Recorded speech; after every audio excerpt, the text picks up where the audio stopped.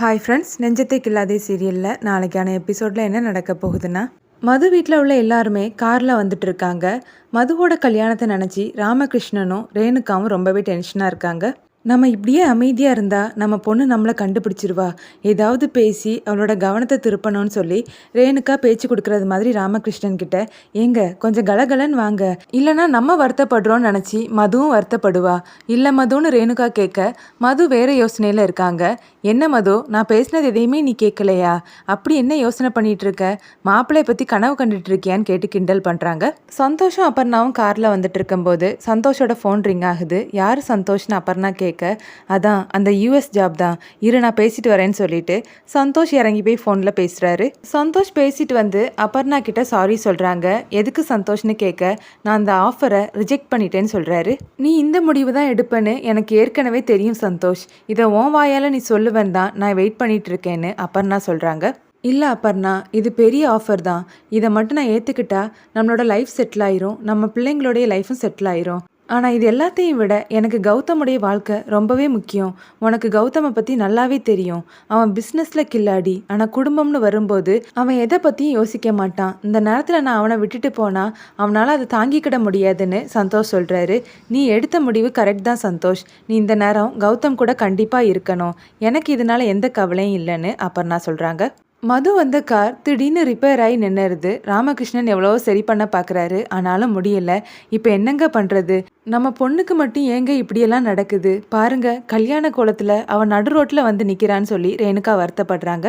இப்போ கல்யாண மண்டபத்துக்கு எப்படி போகிறதுன்னு பாட்டி கேட்க, நம்ம ஆட்டோ பிடிச்சி போயிடலான்னு மது சொல்கிறாங்க. என்னடி பேசுகிற, ஆட்டோவில் போகணுமா? கல்யாண மண்டபத்துக்கு யாராவது ஆட்டோவில் போவாங்களா? மாப்பிள்ளை வீட்டுக்காரங்க நம்மளை பார்த்தா என்ன நினைப்பாங்கன்னு பிங்கி பாட்டி கேட்க, அவங்க வரதுக்கு முன்னாடி நம்ம போயிடலாம் பாட்டின்னு சொல்லி போகிற வர ஆட்டோ எல்லாத்தையுமே மது நிப்பாட்டுறாங்க. ஆனால் சவாரி இருக்குதுன்னு சொல்லி ஆட்டோ நிற்காமல் போயிடுது. கௌதமோட காரை ஃபாலோ பண்ணிவிட்டு அபிஷேக்கோட கார் வருது. அவங்க காரை ஃபாலோ பண்ணிவிட்டு சந்தோஷ் அவரோட காரை கொண்டு வராரு. ஒரு இடத்துக்கு வந்ததுக்கப்புறமா எந்த பக்கம் போகணும்னு தெரியாமல் கௌதம் கீழே இறங்கி நிற்கிறாரு. அப்புறமா எல்லாருமே இறங்குறாங்க.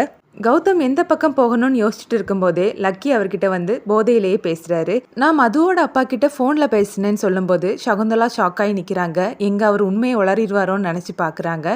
நீங்கள் எதுக்காக மதுவோட அப்பா கிட்ட பேசுனீங்கன்னு சந்தோஷ் கேட்க, நான் லொக்கேஷன் கேட்குறதுக்காக தான் பேசினேன், அவர் எனக்கு லொக்கேஷன் ஷேர் பண்ணியிருக்காருன்னு சொல்லி ஃபோனை கொடுக்குறாரு. இந்த இடத்துல தான் நம்மளும் நிற்கிறோம், ஆனால் இதுக்கப்புறம் எங்கே போகிறதுக்குன்னு தெரியலையேன்னு சொல்லி சரி இந்த வழியாகவே போவோன்னு ஒரு வழியை சூஸ் பண்ணி போகிறாங்க.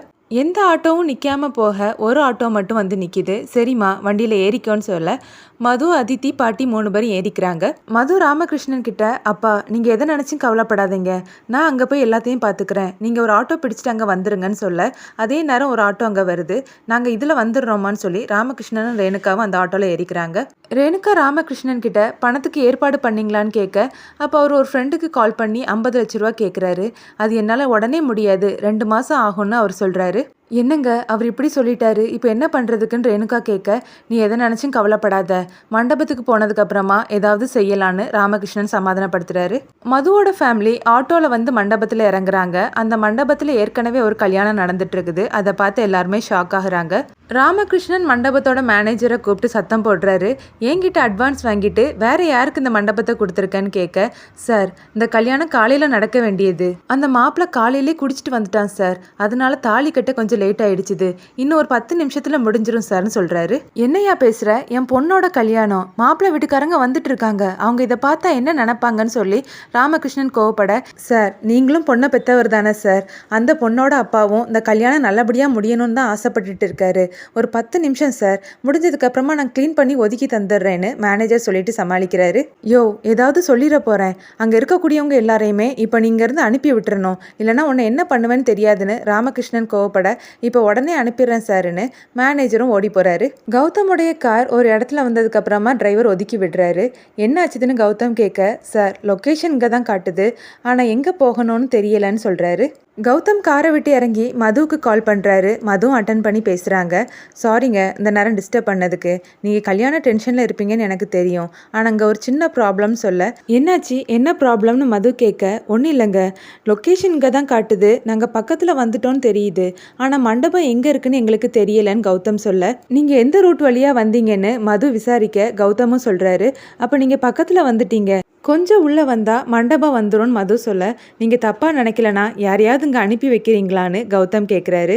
சரி, நான் யாரையாவது அனுப்பி வைக்கிறேன்னு சொல்லிட்டு மது ஃபோனை வைக்கிறாங்க. அப்புறமா திரும்பி பார்க்கும்போது ராமகிருஷ்ணன் மேனேஜர் கூட சண்டை போட்டுட்டு இருக்கிறாரு. இப்போ இவங்க கிட்ட சொல்லி டென்ஷன் ஆகிறத விட நம்மளே போயிடலான்னு மதுவே போகிறாங்க. மது கௌதம் நிற்கிறத பார்த்துட்டு என்னங்கன்னு சொல்லி கூப்பிட கௌதமும் திரும்பி பார்க்குறாரு. கௌதம் மதுவை பார்த்து சூப்பராக இருக்கீங்கன்னு கையை காட்ட இதோட எபிசோட் ப்ரோமோ முடியுது.